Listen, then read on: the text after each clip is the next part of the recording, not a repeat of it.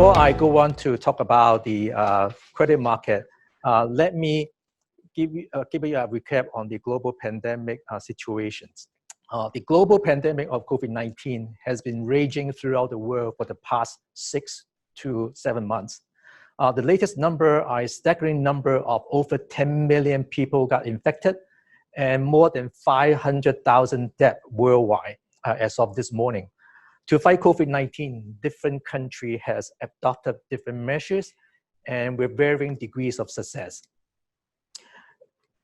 If you look at the charts today, you can basically see that China has long gone from emerging from the COVID-19 and it's the first country to have successfully controlled the spread of the virus, and arguably China is the first to emerge from this global pandemic. Elsewhere in the world, you can see some countries like Italy and UK, the trends are moderating, but still they are not out of the wood yet. In some locations, such as Iran and US, you can see that the cases are still rising with no sign of where the peak is. And the situation in these locations is actually quite disturbing. So as COVID-19 is under control, Chinese economy restarted. In fact, the initial readings are quite encouraging. As Louis previously has given you some numbers, at the risk of repeating, you can see here, industrial production was up about 4.4% in May, followed by 3.9% in April. Electricity output basically measure the economic activities nationwide, and the numbers from the Southern State Grid basically show a very positive year-over-year change as of late. Retail sales overall is doing okay. Store sales, physical sale is recovering. But online sale has been very, very strong for the obvious reason. And even hotels, and even a domestic flight, they are up back to 80 to 60% respectively to the pre-COVID-19 level. We also seen strong rebound in some of the construction material, for example, in cement demand and also rebar demand, which are used to build houses, and also a pickup in property sales as well. As in previous crises, global central banks came to the rescue by aggressively lowering interest rate and engage in other types of quantitative easing program. The result is global interest rate and bond yield will stay lower and longer post-COVID-19. And what we observe is there's an increasing share of low and negative yielding product in the whole market.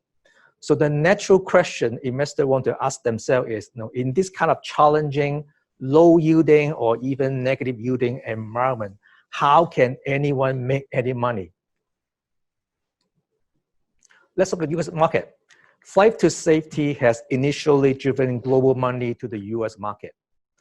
But the later rally, in our view, are basically mostly driven by those who feel that they were missing out on the sharp rally, and the fear of missing the boat and underperform the benchmark basically got for the flow. But something you have to ask yourself, okay, in our view, the US market is relatively expensive compared to its fundamentals and their own pandemic situation. The current rally, in our view, are basically fueled by number one, the Fed quantitative easing action, and number two, most importantly, is the expectation of a V-shaped recovery in the US economy. The Fed's massive QE program has basically suppressed interest rate artificially and has essentially taken important market information out from proper pricing of risk assets, both equity and fixed income. Risk assets nowadays are no longer priced by their risk reward. It's basically priced by Fed action.